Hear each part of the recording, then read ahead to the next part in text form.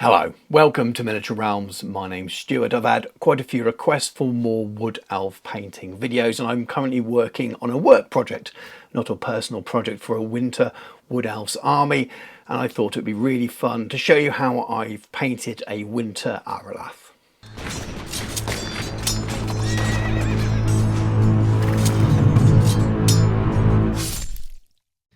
Miniature Realms is proudly sponsored by Counter-Attack Bases. They stock a wide range of counters, gaming aids and movement trays for multiple game systems and offer custom items to suit your club or even your podcast or YouTube channel.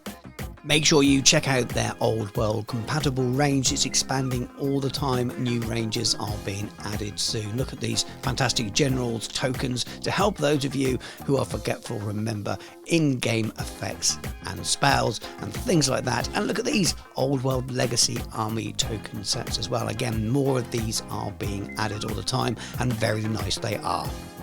Check out the link in the video description.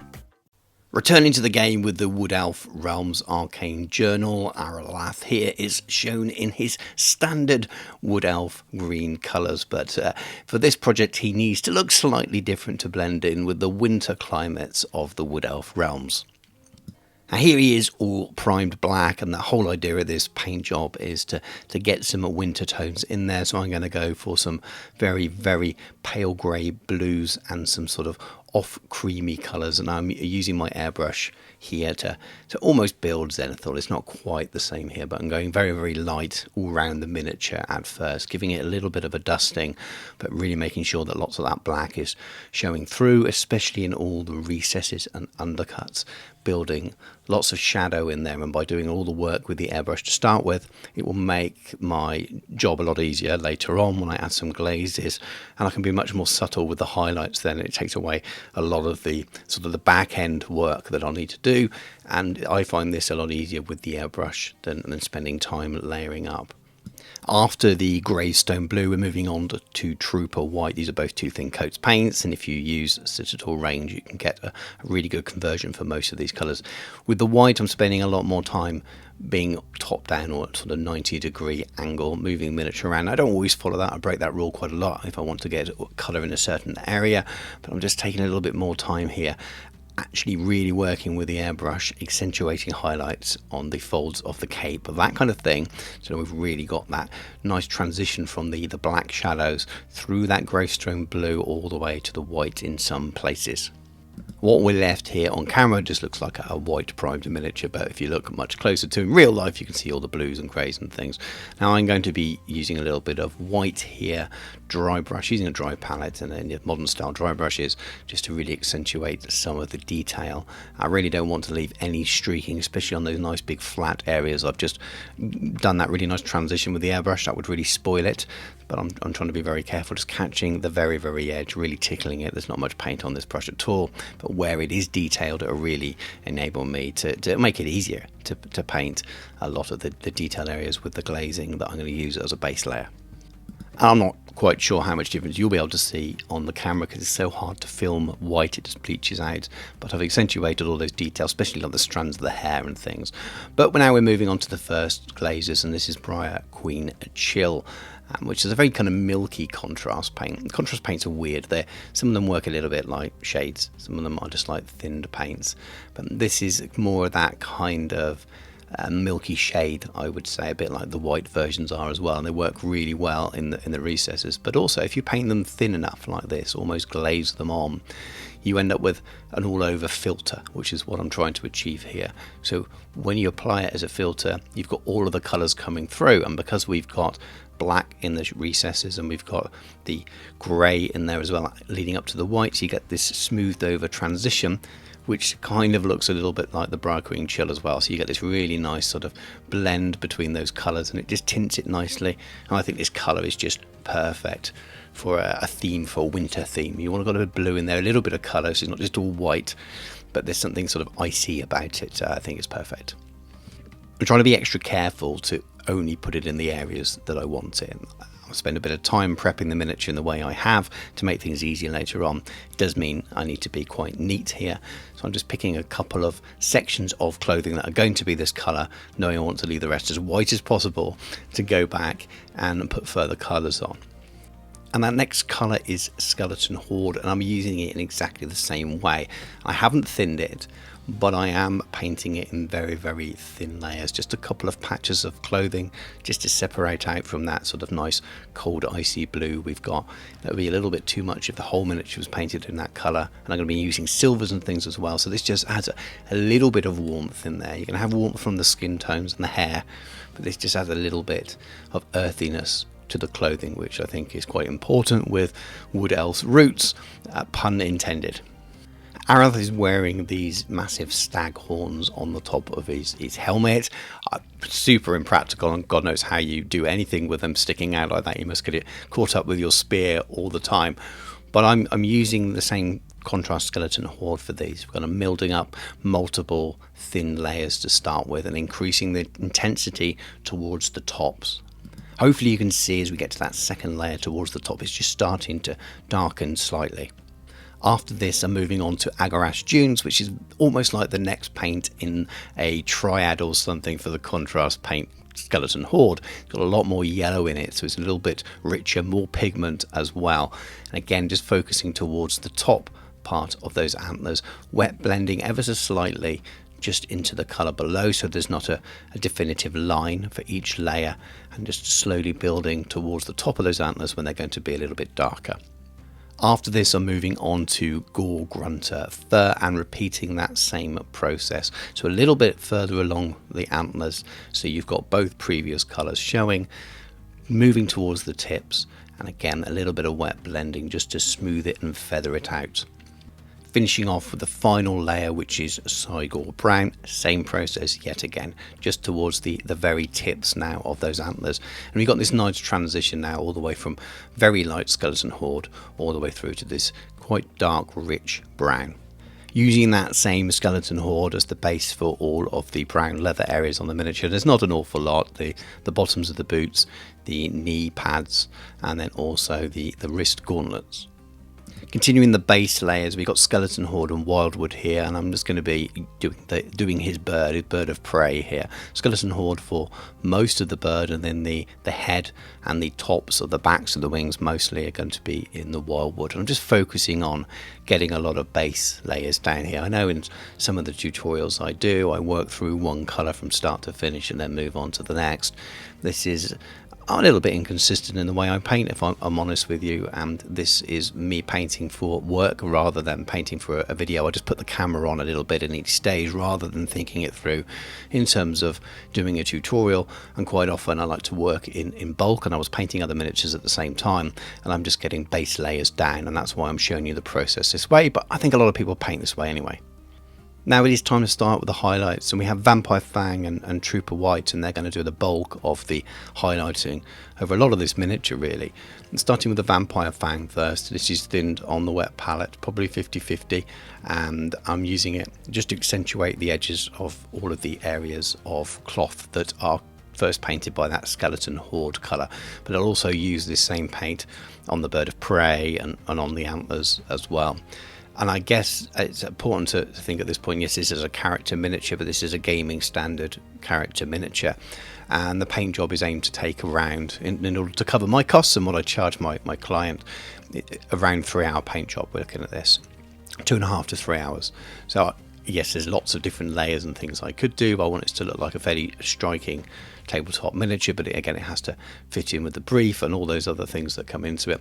And I paint my own characters to this standard, the ones I use for gaming. This is just a nice balance for me, something that stands out and looks good. Yes, I could do an awful lot more in terms of slowly layering up the clothing here on a character model, but there's more that's needed. But you will have seen that I've worked my way around on the edges of all of the clothing, adding a little bit of white now to the top highlight of all of that Skeleton Horde area, and the same on the base of the antlers where they're the lightest. Vampire Fang first, and then also a little bit of white, and then also on the feathers of the bird. Just a few little lines here and there just to pick out the detail. The detail's already shown through because I've base coated in those contrast paints, but again, this just tidies it all up, makes it pop, makes it look like a traditionally painted layered miniature.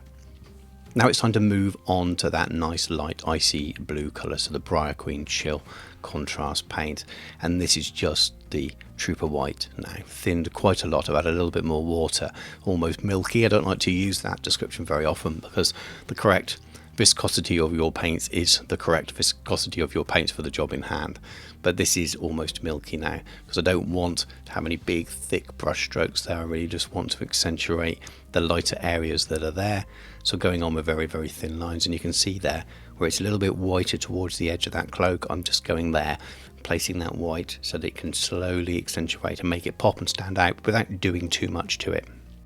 Following that process round the rest of the miniature with the Briar Queen Chill is and beyond. So there's a design on the front of the shield. A lot of the shield is going to be silver metallic, but the design on the front I've decided to make white, so I'm just tidying that up with the white when I've got it on the palette, and just trying to be as neat as possible and keeping to that overall theme and on tone of that kind of icy winter white chills thing that's going on.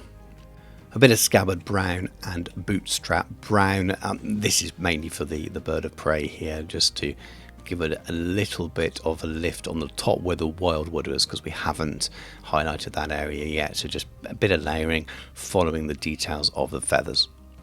Now for some boar hide and fur cloak, which is the mid-tone and a highlight, a little triad that just works perfectly with the Sigil brown. And if you watch this channel a lot, you'll have seen these colours hundreds and hundreds of times already.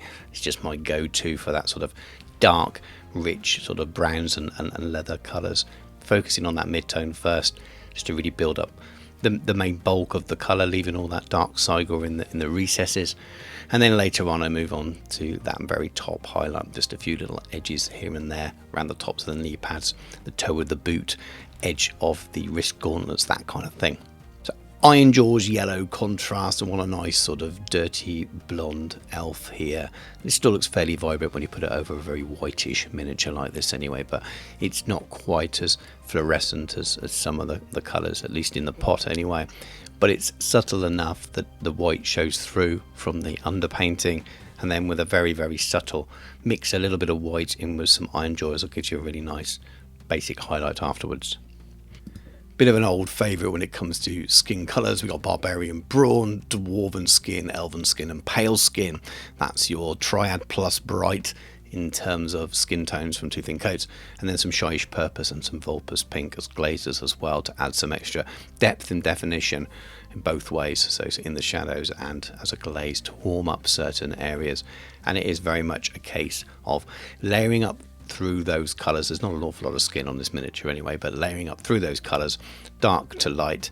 As we get to the lightest tones, we are talking about literally the tops of the cheekbones, the little point on the chin, and a little bit across the top of the nose. And for those glazes, the purple colour, I just put a thin line around the edge of a cuff where the gauntlet meets the wrist, that kind of thing, around the edge of where the helmet meets the side of the face, just to really add some extra shadow in. And the Vulpus Pink I thin right down, probably 3 parts water to 1 part of that, make a really light pink glaze. It's perfect over the mouth area and the nose, and maybe the tops of the hands as well. Just adds a little bit of warmth in there, makes it look a little bit more realistic. And yes, I've sped through that really, really quickly as compared to some other parts of the descriptions of how I've done this, and that's because I just covered this so many times on different painting tutorials using these same paints, and I'm very concerned about how often I am repetitive. But of course I know there'll be people that come to these videos for the first time around, so if you want more detail on those, there are other videos, so just ask in the comments below and I'll direct you to one that gives you a lot more detail about using those particular colours together in order to achieve a similar effect. For the metallics, I'm turning to some Pro Acryl. We have dark silver, silver and steel, and I'm trying some new metallic paints because the ones I've loved for years are getting increasingly hard to get hold of, and these are really close in colour. I'm going to try and use them in exactly the same method, and spoiler alert, it works really well and I really enjoyed these, so I'm feeling quite enthused about my new metallic range choices so far. But I'm just working through that little triad that I've built myself from their paint range, and just very, very simple, layering the dark colour first, then a mid-tone, and a highlight, all the basic stuff you'd normally have with painting. I really want to keep this metal looking quite clean. I don't want to add too many dirty washes. I will add a subtle oil wash in certain places, but I want to keep it quite clean and striking. It's an elf after all, and I wanted to keep those silver tones to really match that winter theme, but I wanted to pick a dark metallic colour to start with that would give me enough shadow and definition in the recesses, and these colour choices seem to have worked. There's not an awful lot of paints in the metallic range for Pro Acryl. I hope they expand it. They have a metallic starter set, and then as far as I can tell, just 3 more metallic paints which have been added after certain deals with painters when they create their own, which are, in terms of sets, I find them a little bit crazy all over the place, and I like to buy things in like triads and keep things simple for my simple brain. But by adding those to this base set, you actually get a fairly basic but usable set of 9 metallic paints which cover most things. I think they probably need a couple more golds in the range as a first instance, but I'm looking forward to seeing how they expand, because they seem to be easy to get hold of pretty much everywhere in the world. And when you do painting videos for part of your job and you're recommending paints to people, it's always handy to be able to recommend something that people can actually get hold of in the shop. It's always frustrating when people can't get stuff, and even more frustrating when you can't get the things you want yourself, which is sadly is what seems to be what happened with Scale 75 Metal and Alchemy range. I just found it harder and harder to pick up the colours I need when I want them.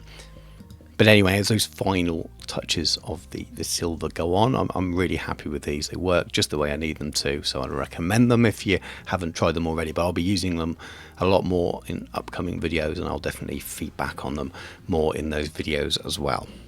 Now, this is a Scale 75 product. It's a pre-mixed oil wash grease, but it's easy to make your own with these kind of things, so I can still get this for some reason. But I'm just adding a little bit into some of the detail, not covering all of the metallics completely, just a little bit in certain areas, just to show a little bit of wear and tear and add a little bit of definition.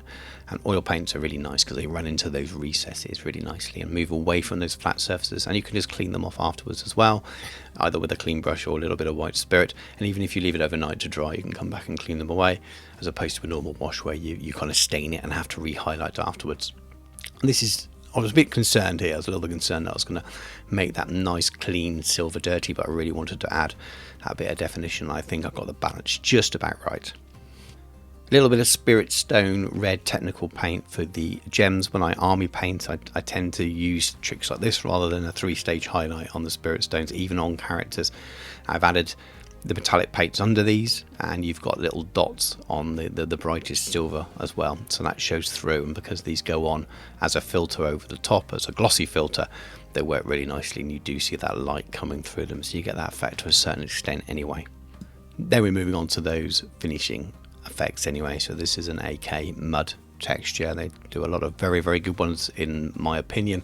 The whole idea of these bases is they're going to be sort of forest floor, so there's going to be a little bit of grass, a little bit of leaf litter as well, a little bit of earth showing, and some snow, but not too much, because we've got a lot of white on the miniatures, and that'll completely bleach the whole thing out, so you actually need some earthy tones showing through.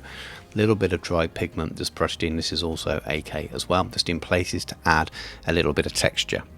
The tufts I use are from War Paint Figures in the UK. There's a link in the video description for those. There's no affiliate link or anything like that. I don't get anything back from them, but I just love using them. They're great products, and it's nice to support a small company. If you do sign up, I think, to their VIP, you get discount off all your orders anyway, so it's really quite good. But I've used these for years. I tend to use 2mm ones now since painting small scale miniatures. The leaves are from the Little Leaf Company in Worcester. If you search Little Leaf Company, you can find them. Really, really good. They do different colours as well. And you'll spot the deliberate mistake here that I haven't actually added the snow at this point. I even ended up photographing the miniature first time round, and then I was editing it and I thought, where's the snow? But anyway, as we move on to the proper pictures, you'll see there is snow on the base. And again, that is another AK snow product. They do a few different snow products. It's just their standard snow. They do a nice melting snow as well, which is quite subtle, which goes quite nicely on the top of this.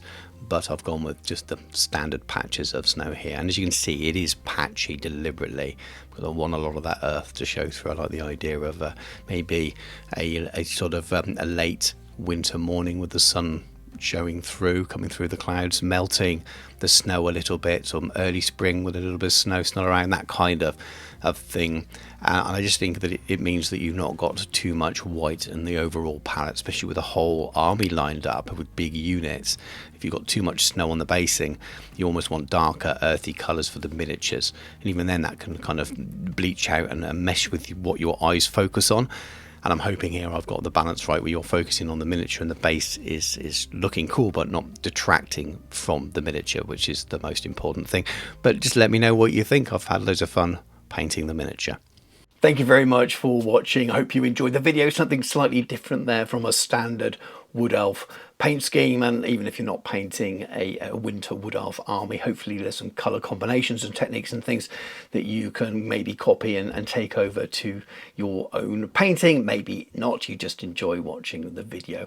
But if you have enjoyed it, please do drop a comment below. Consider subscribing to the channel if you haven't already done so, and definitely give it a like. If you'd like to support me even further, please do check out my Patreon. There's a link in the video description. It really helps me out, and I really appreciate it. There's multiple tiers there, including painting, coaching and tuition as well, online that is.